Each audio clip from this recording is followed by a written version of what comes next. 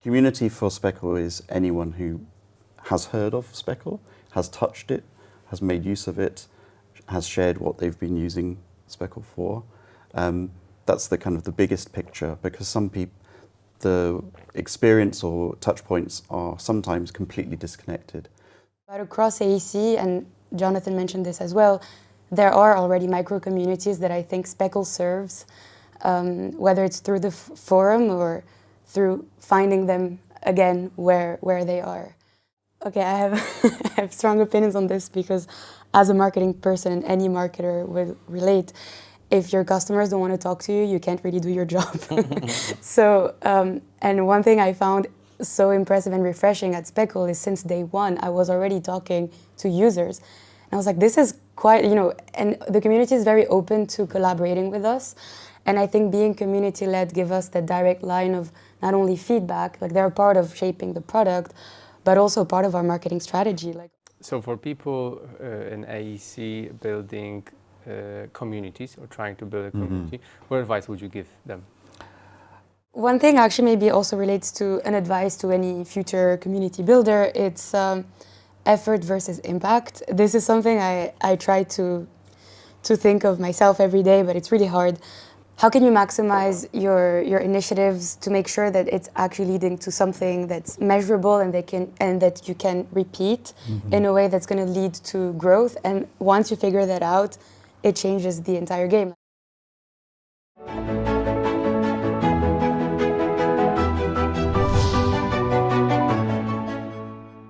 So in episode 2, we had a little bit of a teaser on the community side of what Speckle is all about.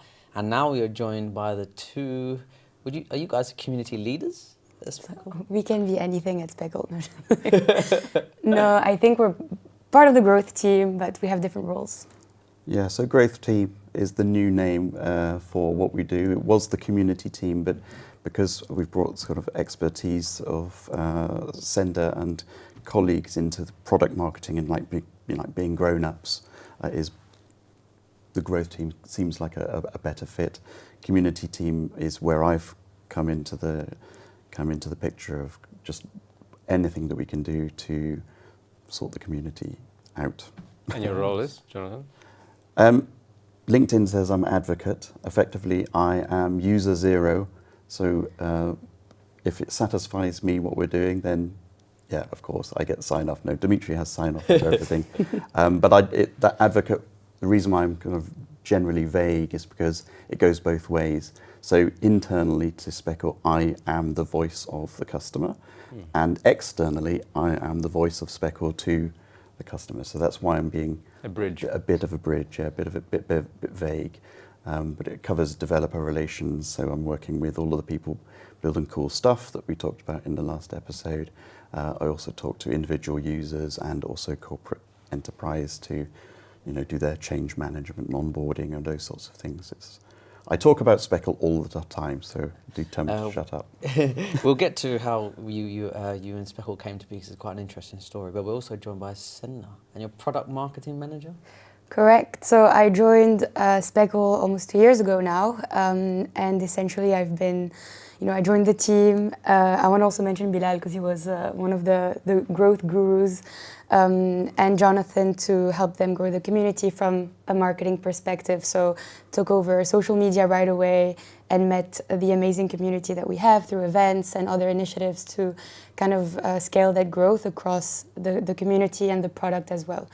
And yeah, I think there's going to be a lot of interesting things we can dig deeper. Yeah. So I almost think it starts from, you mentioned day zero or employee zero?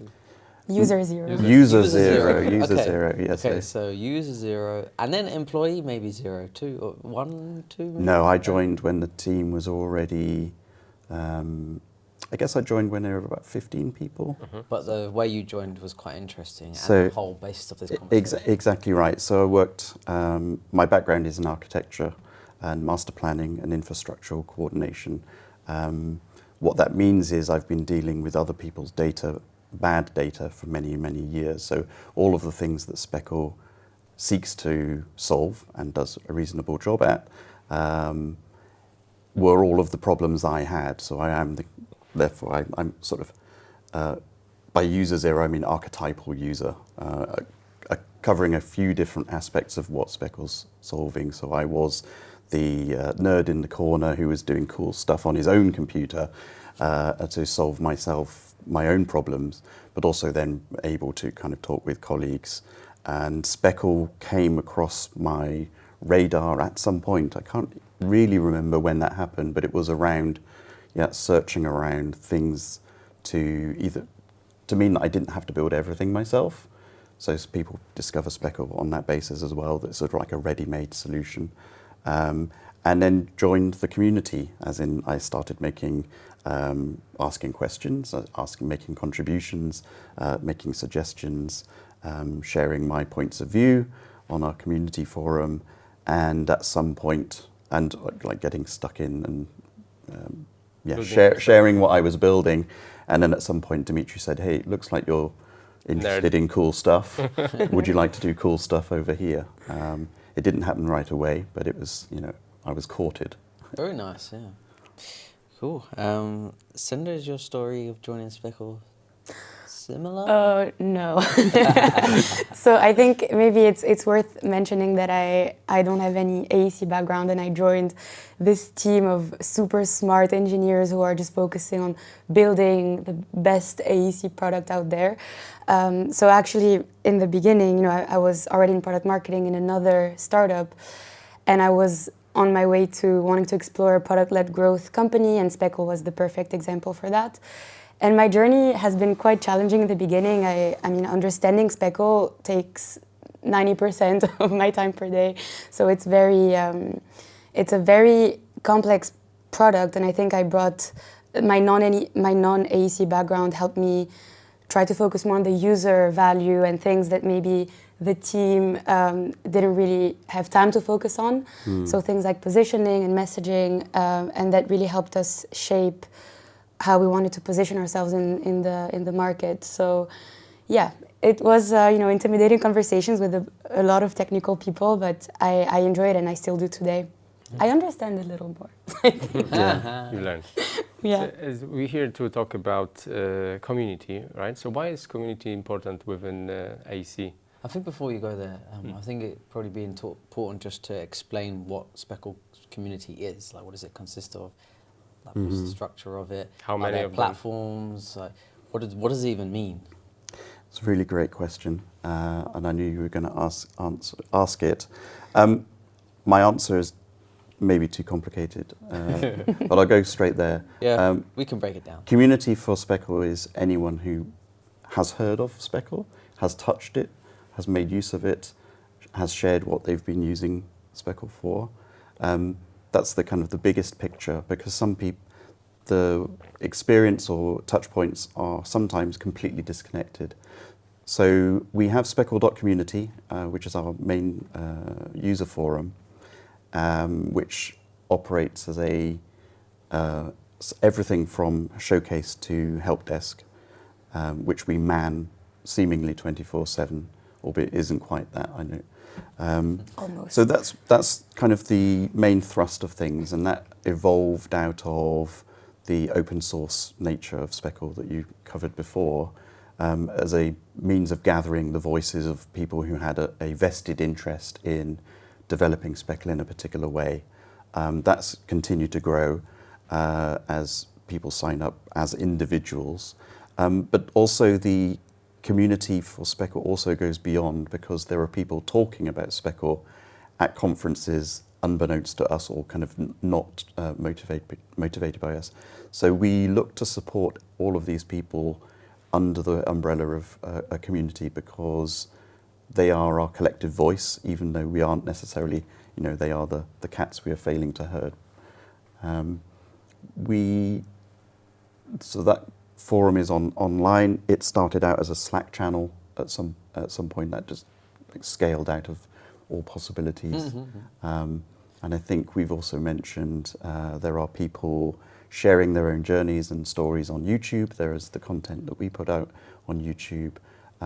That's more around content at this time, but I know that there's a lot of discussion that happens anywhere and everywhere. So we kind of descend into YouTube comments, and it's generally a good place to be for us, despite the general stigma against YouTube comments. But that's an engaging set of individuals who then don't know about the things that we are specifically building around community platforms.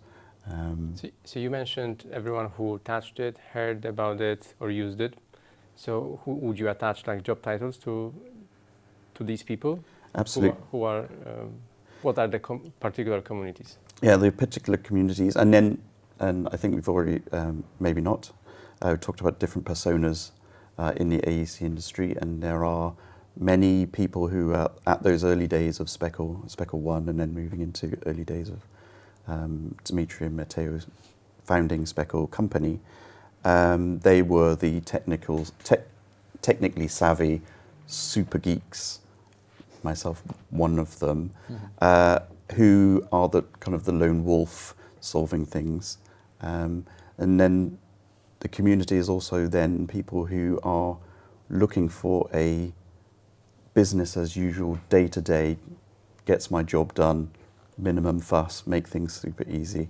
And so that's an architect or engineer or something? It's all of the above, and so it's beyond just saying architecture, engineering, construction.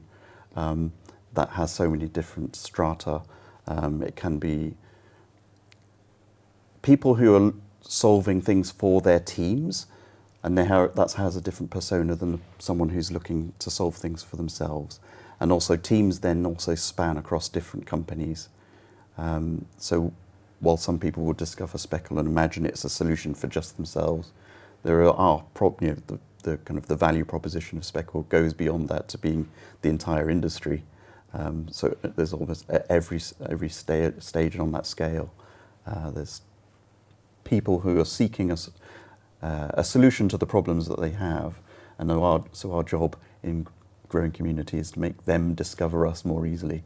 Mm-hmm. Would you both say that like construction or architecture, engineering and construction is particular in terms of like community building and compared to other industries, or not necessarily? And if yes, perhaps why? I mean, I'm just going to maybe build on what Jonathan said in terms of our personas. We do categorize them in a way. So we've identified 4. And I think that will answer your question as well, is that one of these personas is the developer persona. So it's someone that not necessarily is extremely driven by AEC, but they just love building things and being part of people who build things with them. And that sense of belonging is actually what drives our community. I think across even our forum, you can see people finding each other and helping each other on specific topics or challenges. And so with Speckle, we saw that kind of growth through these different personas. So there's the architect, the engineer, the developer, and also the BIM manager or the more senior kind of persona. And they hang out in different places as well. So you would find some of these personas are mostly in the forum where it's easier to support them with their different challenges, but a BIM manager will mostly be on LinkedIn or another place or a distribution channel. So I think our challenge is to find them and meet them where they are and kind of try to support them. But across AEC, and Jonathan mentioned this as well, there are already micro communities that I think Speckle serves, whether it's through the forum or through finding them again where they are. So yeah. Yeah, like you said, I think people are trying to look for answers to their questions. You know, like my example of that is that there's like so many files typed in architecture and engineering, and people kind of don't know how to turn a project from one file to another. And yeah, so that's part of the reason. I think we will get to this point a bit later on, but is it online or offline as well? You mean The community? That's a very interesting question, because initially, and as Matteo and Dim mentioned, Speckle started with the pandemic, so everything was online. In terms of also, we had these community stand-ups which started virtually, and now recently we started meeting people in person in real life. So we did our first event in person last April, And it was quite impressive. It was in London. We weren't expecting, like we booked a place for 50 people and like 150 people showed up. And it's like, okay, there is some traction here. So I think people also, our community wants to meet in person, and that's why we see hackathons and other events that are the perfect opportunity to meet them in real life, on top of the online support that we provide as well. So I'd say both, for sure. Yeah. So for you, from marketing point of view, like how do you look at this from marketing point of view? Like what's the best channel for? Oof.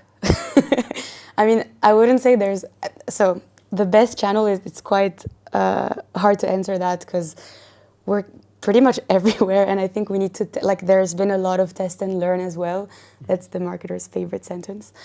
But I'd say, let's focus on social media. I'd say LinkedIn is definitely our biggest channel. Like we see most engagement rate, traction, like that's also where we find a lot of amazing use cases that turn into case studies and webinars, and that's like our number one. But there's also YouTube, where we see more like tutorials and like a learning platform for people to also take advantage of. I'd say those are our key social media platforms. But then, there's events, which I'm sure we'll talk about a bit more, and email marketing as well. That has been proven to be a great, let's say, more of a product marketing lever, where we do more activation campaigns and product-related prompts as well. Okay, good. So, why is community important? So one of the things I think the people who are in the Speckle community, in its most specific sense on our community forum, they enjoy is we offer a space for discussing things that are more wide-ranging than just using our products. And it's because by nature we're dealing with issues that cover many different other products. So you can go to another technology provider and they have a help desk, and you can ask a question and someone might answer it or they might not. Because we're dealing across many of these boundaries, people will come to us and ask questions that aren't actually anything to do with Speckle, but it almost has become somewhere where it's sort of known within kind of a set of users in AEC that they can openly ask a question. Because we aren't vendor-led and we aren't also particularly dogmatic when it comes to some of the prevailing industry standards, let's say. Of software, or even you could say a quasi-dogma around open BIM is a kind of a term of thou shalt do things in a particular way. So if there's a culture of, if you start talking about software B on software A's forum, you'll be thrown off. Yeah. If you start talking about a different way of working on some dogmatic open source or open BIM forum, no, there is only one way, so you can't talk about it, because Speckle's talking to so many different personas and different technologies. We're like the safe space. We don't market it that way, and we don't actively kind of describe it that way. It does seem to have kind of evolved that way, and a lot of what community means or happens with Speckle is about an evolution. We are seeing things change over time. We're trying to cope with that as best we can. One of the things across social media, across all of the content that we put out, our messaging and the way that we interact with users, wherever they are, in person, offline, we are attempting to have a constancy of voice or a consistency of tone. I think in a previous episode you talked about disruption. We're not really taking that stance either. It's not. It is the safe pair of hands. It is the not wishing to be, definitely not dogmatic, not being overly opinionated in any one way, but therefore you are the person, or the persona that someone might be speaking to. Actually, what do you think about this? And then sharing that with the entirety of everyone else who's in a similar position. What do you guys think about this? Is this the right way of doing things? And sometimes we're able to have, obviously where it works best is where we're not the ones answering, and the best conversations are typically where other people jump in on the conversation, and it's a genuine conversation because it sort of doesn't have barriers. And I just want to comment on that because I really like the question of what does community mean, and actually I would even argue that most of our community are what we call evangelists. It's people who are also representing Speckle, and maybe we'll probably talk about almost ambassadors. The best salespeople.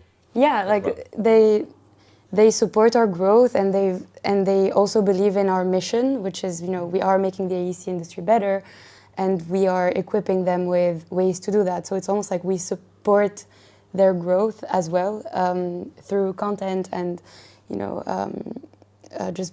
offering a platform for them to also communicate.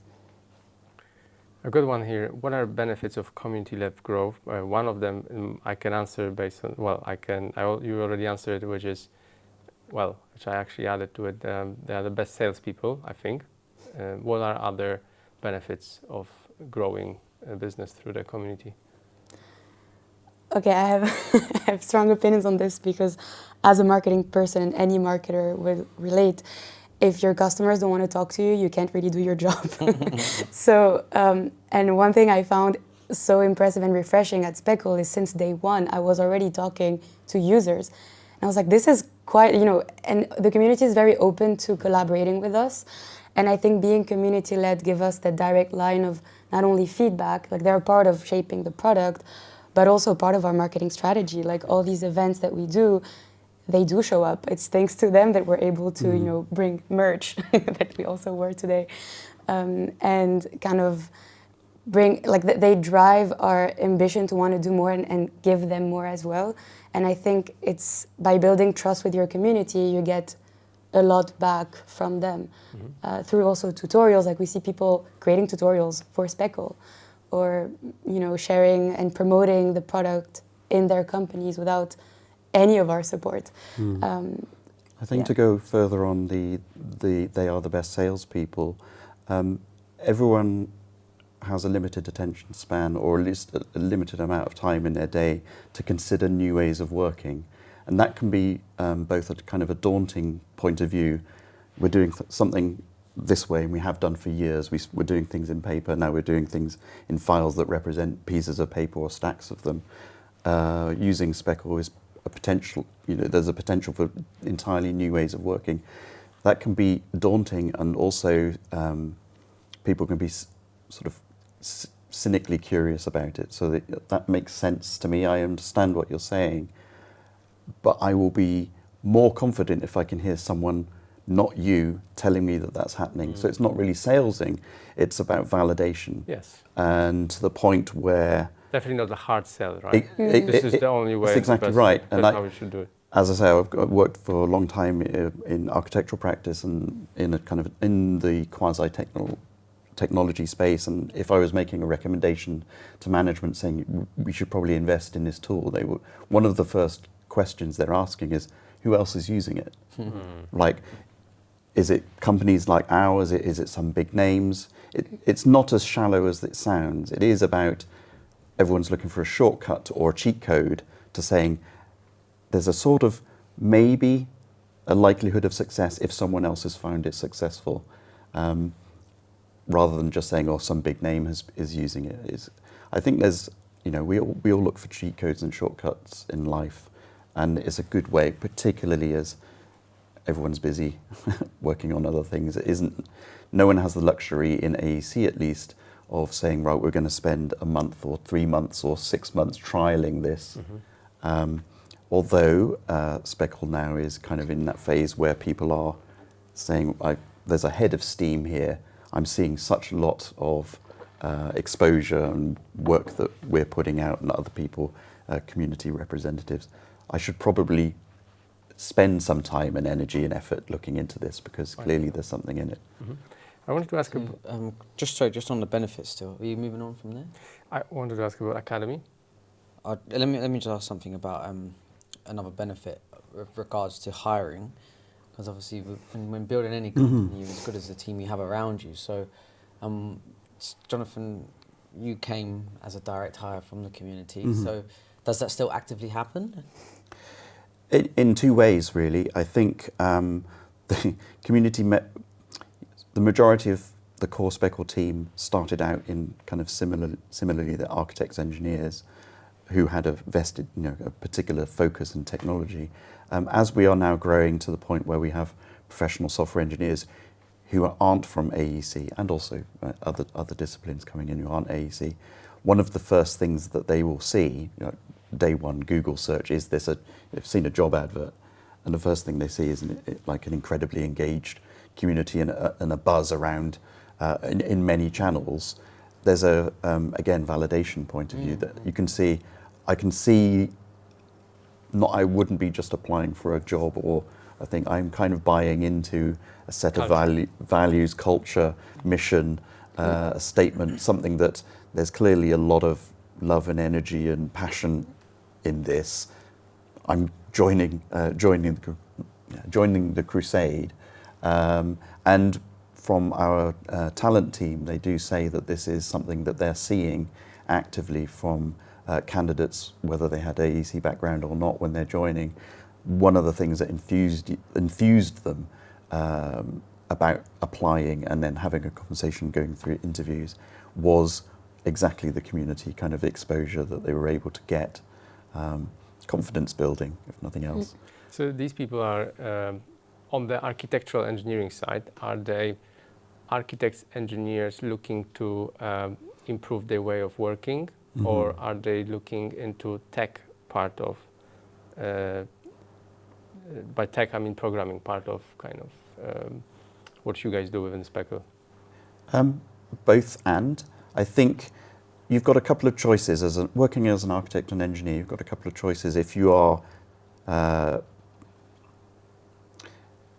like you have a particular desire to work in technology, like you've probably had it a long time, likely, as opposed to having discovered it later.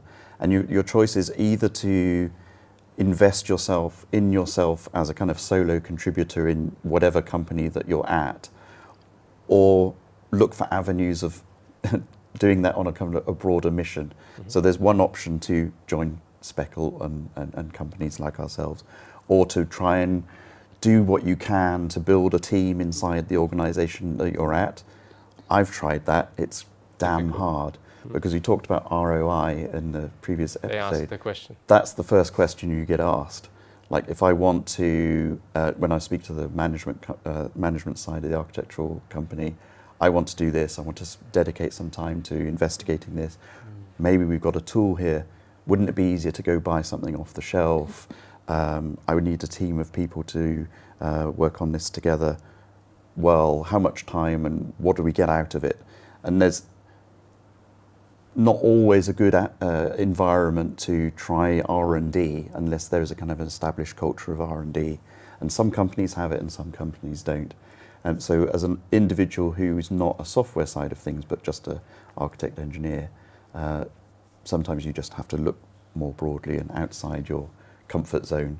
I've had mentioning names. Bjorn has just joined the team, and he was frustrated by really wanting to invest in himself and make his life as a structural engineer better, and wanted to do that for his colleagues. Was finding more efficient or just smarter ways of working. Yes. And I think that when you start hitting a lot of barriers and boundaries to that can be frustrating.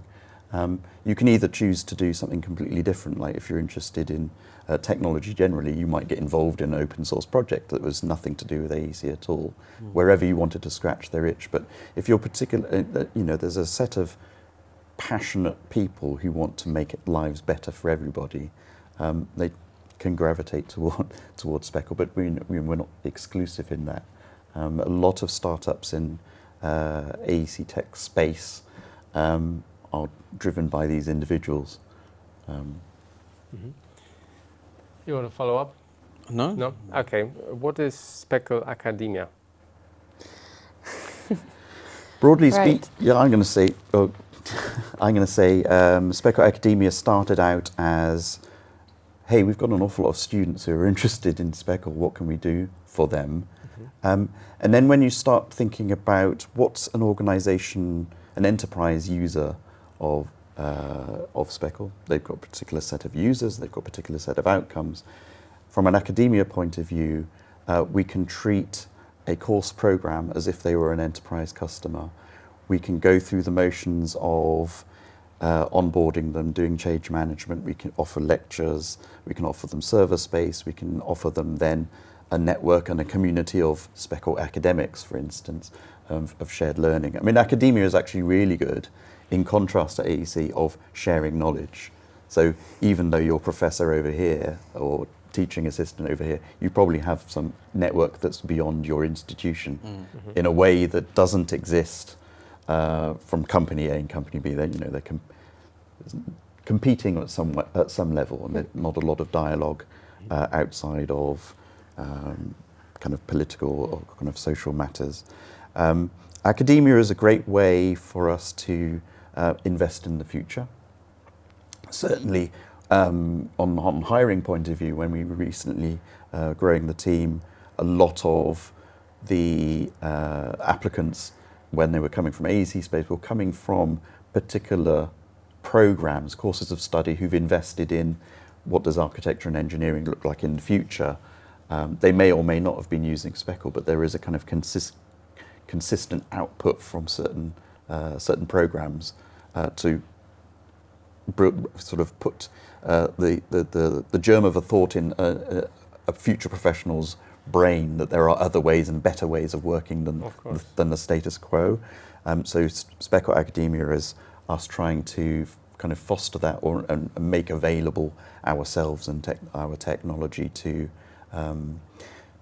educators first. I think we can probably struggle if in terms of the actions or the motions that Senda can go through individual students. That's be a big struggle. So our focus is in equipping and enabling the educators who are having to deal with like sometimes 300 new faces every single year.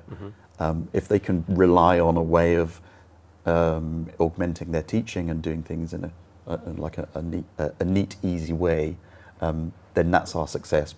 Then those students who are using it and then they go into professional life, hey, that was damn easy to do with Speckle at uni. Why the hell can I not do that at work? I remember when we were graduating and we were starting at uni, there was Autodesk software in every desk free for us to use, and everyone who got out of uni, then we knew that the only software that exists is actually Autodesk. It's a perfect way to perfect inception of knowledge for the young person to then take further into their career, to then keep using this solution.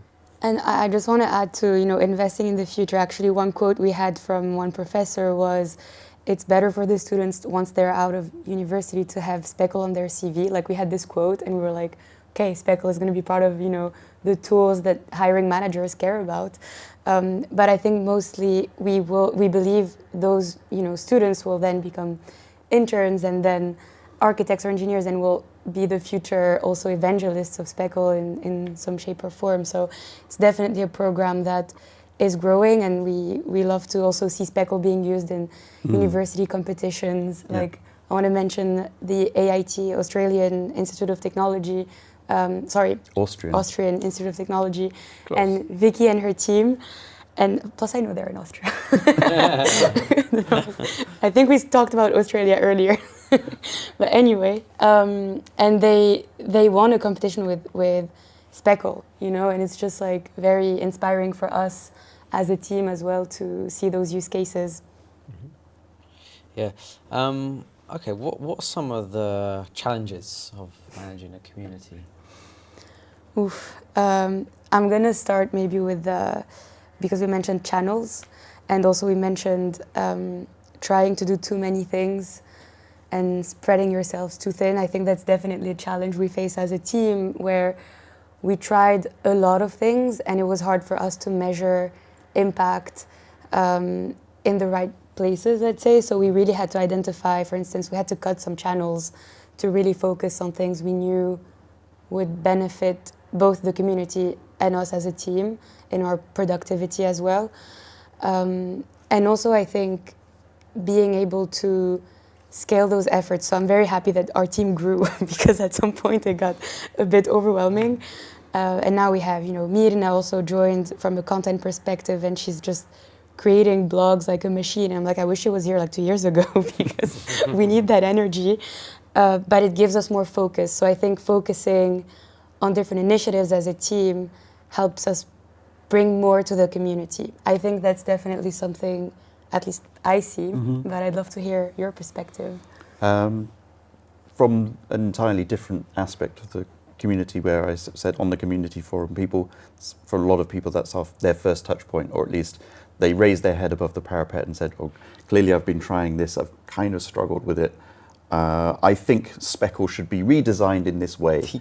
And in a way, that's one of our biggest challenges, is we have a lot of enthusiasm and a lot of people who've got really strong opinions, which we love. And sometimes we get a lot of insight into where we could be going from that. But the challenge is often just filtering that, saying these are all great ideas, but we've already got several products as part of Speckle. Like the bandwidth I think we talked about earlier is huge. These ideas that you've got are all great, but effectively you're inventing entire new products, bits of businesses on top of Speckle, or entirely new products that maybe with our support you could go and build that yourself with Speckle as an underlying layer, without us having to say we are like the future Microsoft Word that does everything, which would be a danger in of itself, which certainly you see other software do that and try and become the monopoly of a particular sector. It's not good for the people who use it and want it as a kind of fit for purpose tool.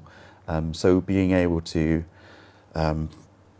I think I've written about this before, being able to fire our users a little bit to say, we do value your opinion, but no this time.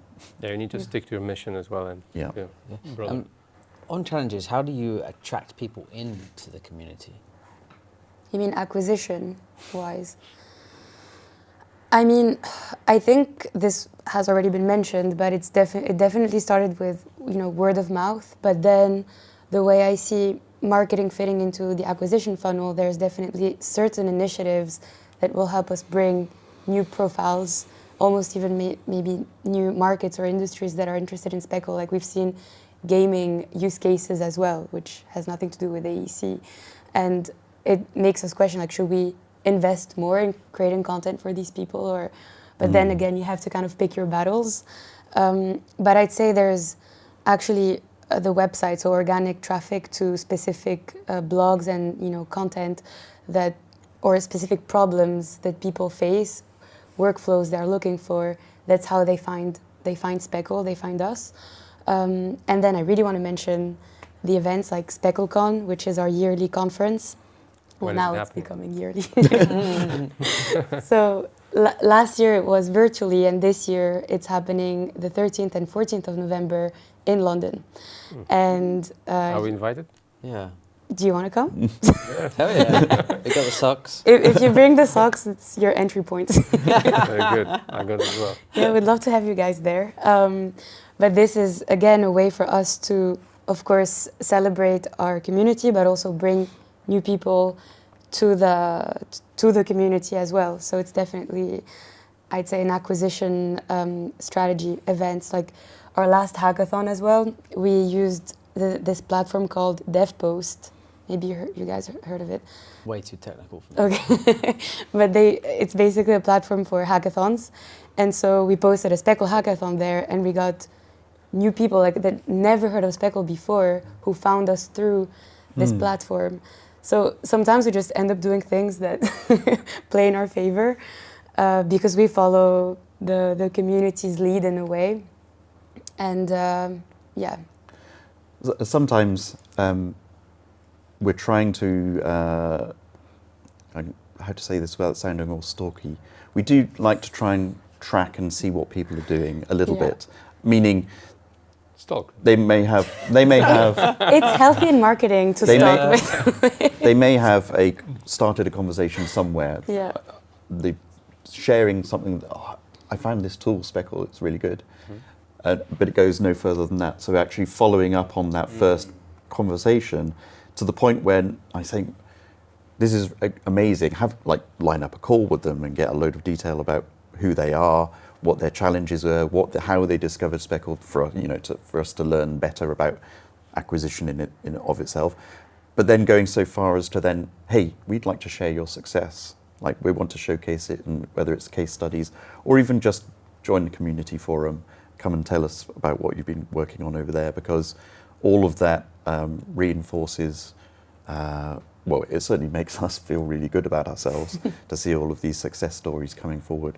But it's again, it's helpful validation to people to say, well, Speckle community is a welcoming place. It's not just people moaning about AEC generally, or even this, this bug exists, please fix it. It is generally, more soul fulfilling. How is there any challenge to measure health of this set of people contributing? The health of the people contributing. Well, obviously. Well, It's very ambitious. No, I meant health of the community. Well, that sounds it's a good question. I guess I know what you mean. Yeah. So there are things that we look at. I don't think, and we have had this discussion, how do we measure these things? Or should we, put it a different way, we can find lots of different ways of measuring.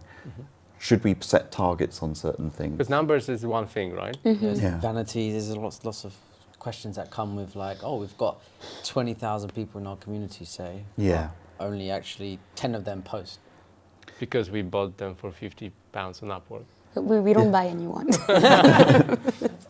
No, I mean, certainly things that we're measuring to see if we are doing a good job in terms of being responsive and engaged with the community. So there are certain industry objective metrics around engagement.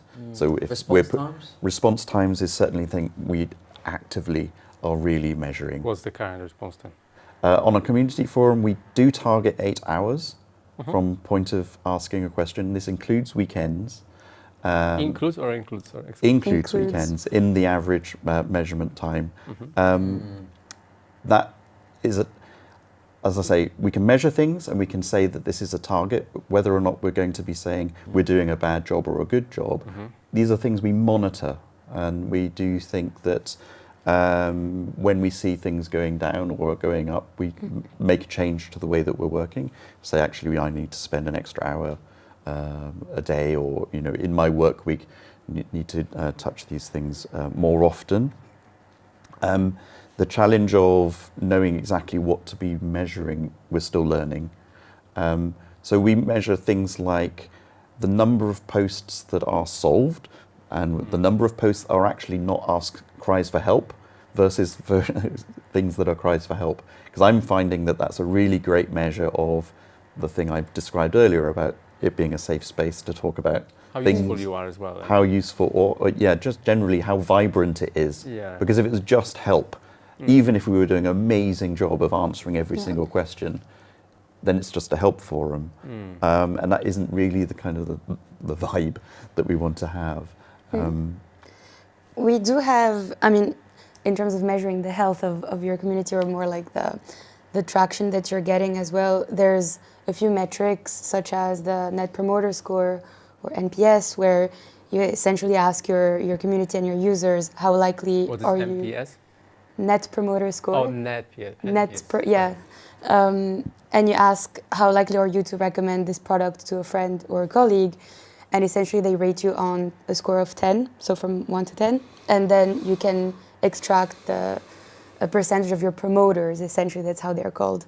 And that we've actually launched in the web app, and it's a metric that we look at to understand, okay, how well are we doing this month, or on a monthly basis makes more sense.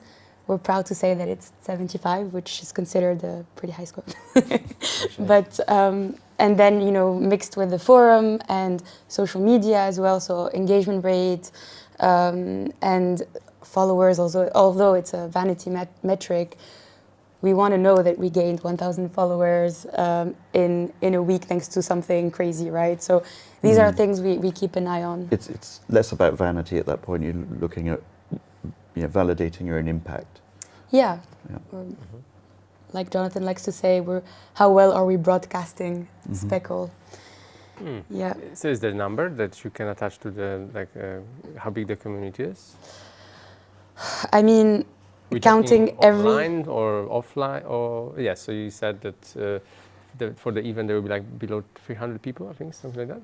200 people for the in-person event. SpeckleCon last year we had 1,500 registrations.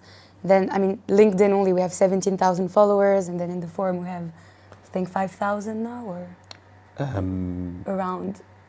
Something like that. And these are numbers that have been active recently, as opposed to over the entirety length of time, because there are also users who joined in 2021 who aren't as active as they were. I think we just had 2 ambassador events that have just been launched. This is user group, effectively, kind of events that have popped up in Amsterdam and in Copenhagen. I was kind of blown away. We only just launched for registrations last week, and I think we've got 50 sign-ups for the Copenhagen for one. Copenhagen. I didn't know that. I'm happy. Yeah, I need to close that forum because that's the maximum. Quickly. I'll do it after this. And so they aren't people who would be coming to our in-person event here for SpeckleCon. Some of them might have an overlap. You too as well. But because it's being launched as a user event, it's after hours, after office hours. You can just drop in and meet with fellow evangelists or just fellow users, or even we find in the sign-ups to our SpeckleCon now, there are names of ticket purchases. We don't know them yet. Yeah. I'm excited to learn who they are, because you expect the same names to come up again and again, and they can do for our most engaged user, because I was probably most engaged user 0. You expect the same names to come up again and again. So when new groups or new teams sign up to these things, you think, wow, okay, I want to meet these guys and find out what they're up to. Yeah.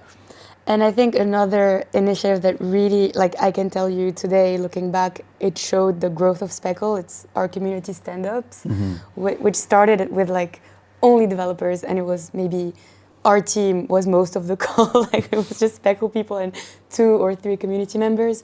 And today, like, we're, you know, it's at 60 or 70 people who show up, and they are engaged and asking questions, and it's just, I think it's very motivating for us to also keep doing these initiatives and meet with the community. Considering the purpose or the focus of that event might be just us telling everyone, this is a thing we've built this month, and 60 people turn up to find, oh, what is that new thing that they've been...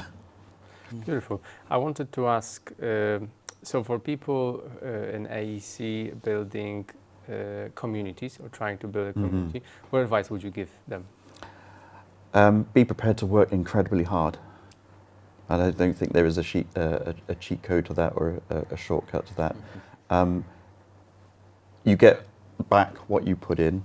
That's probably a kind of overused truism, but it's absolutely the case. If we weren't engaged, if we weren't online as often as we could be, it wouldn't have the same effect. It wouldn't have the same come back to us. And also really interesting, I think, reflecting on, I get asked this question by people looking to launch communities for their software.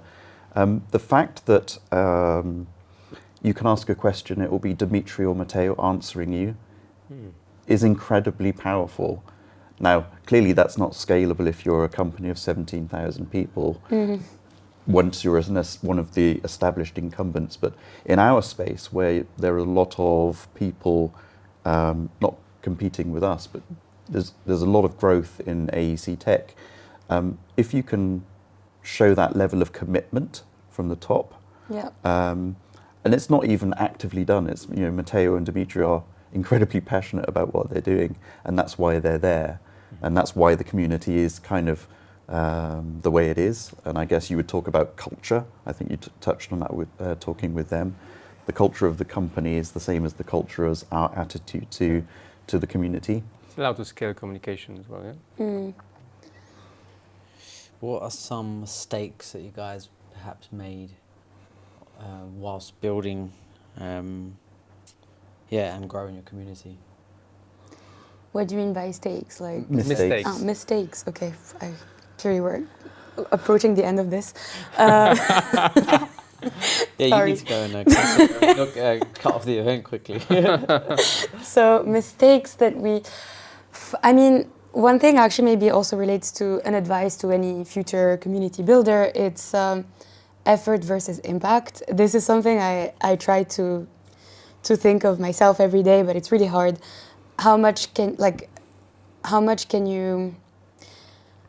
can you maximize your initiatives to make sure that it's actually leading to something that's measurable and that you can repeat in a way that's going to lead to growth? And once you figure that out, it changes the entire game. Like, I think for us, we spent a lot of time questioning, do events even make sense? Like, we weren't able to really track the impact of us also attending conferences or events, because it's money as well that we're spending with no clear return on investment. But we saw that there are some intangible metrics that are very valuable, like your brand awareness, like people knowing that if they see a blue shirt, oh, that's Speckle, you know? So these are small things that by being consistent and really trying to focus on those things we know will drive some form of impact and cutting the noise, you're just more focused and you're able to avoid more mistakes. Like, for example, spending too much time organizing an event where no one's going to show up and you're just wasting all your money and energy. Bad example, but I think you get my point. Yeah. I would say not necessarily a mistake, but something we took too long to do, which was to get involved with existing communities, because I said before... Which ones, for example? User groups for specific softwares or particular clusters of knowledge. So a computational design user group already exists. It has 50 to 100, 150 people in, let's say, Stockholm. To have not touched that as a, can we give a talk? Can we come and attend? Can we, sponsor the drinks or whatever it is? To have not done that earlier was possibly a mistake, or at least it's missed opportunity. It's a learning moment. Yeah. And having now started doing that, it's exploding, and it's obviously. So that's why I'm able to say that it was a mistake not to have done it earlier, because having now gone into that and venturing into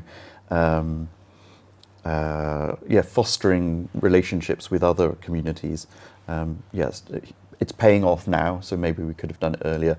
I think we've carried on the way that we were launched, pandemic company, everything online, virtual, delayed kind of.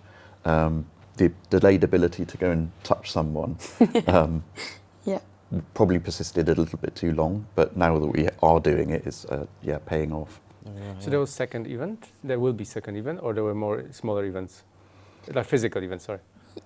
I mean, as Jonathan mentioned, the ambassador program is a very new program that we're launching, where our community heroes or champions are organizing events on behalf of Speckle locally. So we have one in Amsterdam, one in Copenhagen, soon hopefully in Berlin as well. So we're kind of empowering them to also help us help them in a way. It's a great way of scaling it up this operation, right? Yeah. What's other ways of scaling the community growth, if you have any? Or maybe what's the best way of to scale the community? I mean, best way. I wanted to mention, maybe we didn't really touch on this, but collaborations or partnering with brands. Like we mentioned, there are people who are literally building businesses with Speckle. So how can we, by promoting them, get visibility on their audience, which technically will also by default care about what Speckle does. So we do lots of case studies or featured developer posts to shed light on these power users as well. But I mean, the key scaling initiative I just mentioned is to get involved in all of these other communities. So there's a global conference that takes place in 3 different places. So in Australasia, Europe, and the US, called Built. And this year we said, well, we're not going to. They asked us if could we sponsor it, and usually that means you put a big poster or a banner or a sort of booth. We're not at that stage yet because Speckle's not really a booth demonstrable product. It's a problem that we're solving. Yeah. So we said, well, how about we pay for drinks, and we arranged a social event at a conference, and the entire conference came to our event, and kind of the instant metric that we were able to kind of validate the motion was that in the conference, everyone was saying, well, put 2 words up into the app, and it's going to be word clouded at the front. What were the 2 greatest takeaways of this conference? And big front and center was Speckle socks.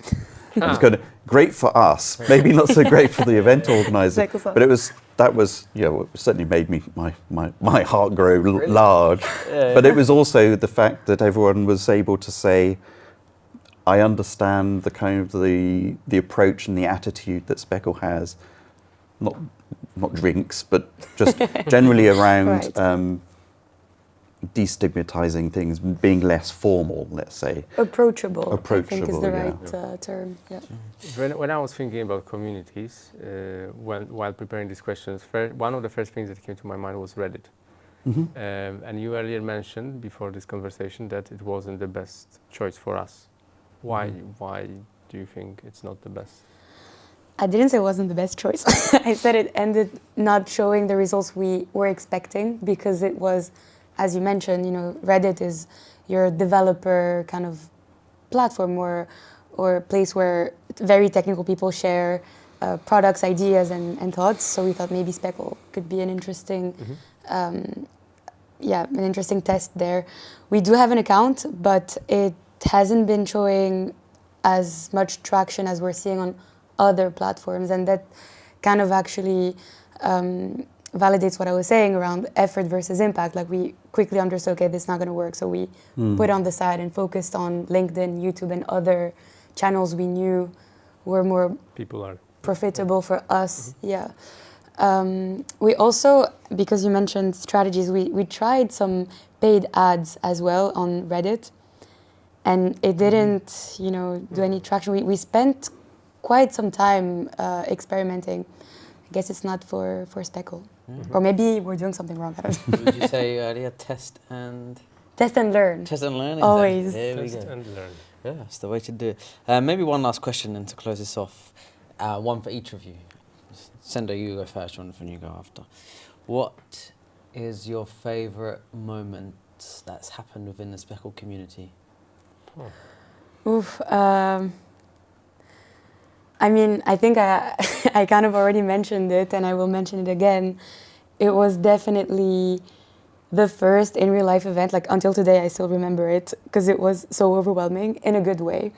But expecting 30 people to show up, maybe less, and then seeing 150, like the queue. There was a queue in front of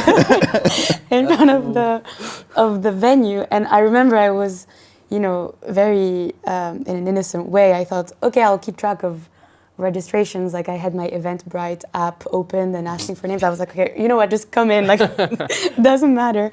And that was the first sign of, okay, I think like this community is going to get bigger, and we need to do more events and more initiatives around it. So. Is there anyone from Autodesk in?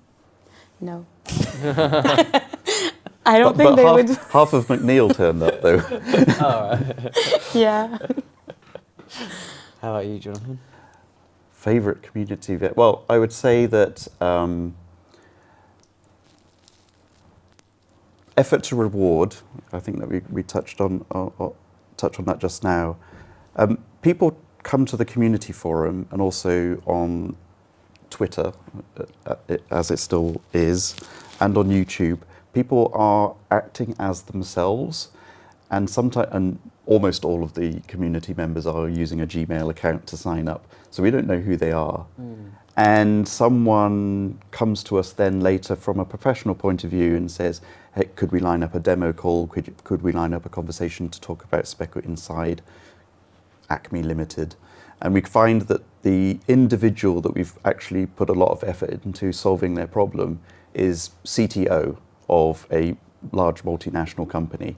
And so that it's not kind of a specific event, that's actually happened more than once, but the fact that we are not opinionated about only supporting the enterprise, but we're treating every voice as a problem that is equally valid, and that kind of re-justifies the amount of effort we put in on the, let's say we call it a premium free support on the community forum. You know, the continued emphasis and the effort that we put in there, because we don't know who they are. They've signed up with Hotmail account, and actually they represent a kind of a purchasing power of many, many thousands. Brilliant. Okay, well, that brings us to the end of this episode 3 on community. Episode 4, we'll be sitting back down with Dimitri and Matteo to talk through the future of design and data. Any teasers on the future of the community as we're here? They're going to take over Speckle. I think that's what's going to happen. No, honestly, I'm excited to see what's going to happen at SpeckleCon. I really hope you guys can make it, by the way. It would be really cool. Thank you. And yeah, thank you. Thank you. Excellent. Thanks, guys. Well, we're building an inevitable company. That's our starting point. That needs to happen, right? And we see Speckle's future shine quite bright outside of AEC as well as within AEC itself. Okay, incumbents, if they open up more to make this a better world for their users, that means we can integrate more and better with them. So they end up playing in our game, in a sense, one way or another. Because there's no like direct recipe which we can just pick off a shelf and start applying. So there are like directions in which we can go and take inspiration from this kind of companies, but at the end of the day we need to come up with our own recipe. Question, but something we always prompt to our either existing or future customers is to think about what is your data strategy, right? So right now you're storing it in files, but in 2, 3, 4, 5, 10 years, do you want it hosted in a proprietary cloud from a vendor that keeps increasing subscription fees every year without delivering real innovation? Or do you want it hosted on open source technologies that you essentially own and can shape the way you want? Yeah, like AI accelerates you, but if you're doing the wrong thing, it's just gonna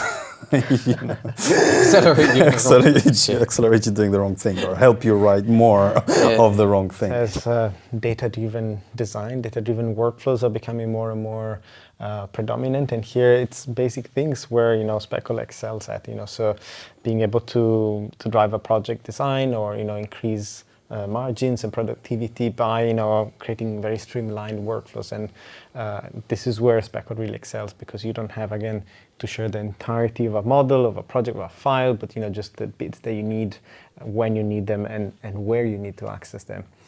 Data shouldn't just be like, your design shouldn't just be accessible by specialists only.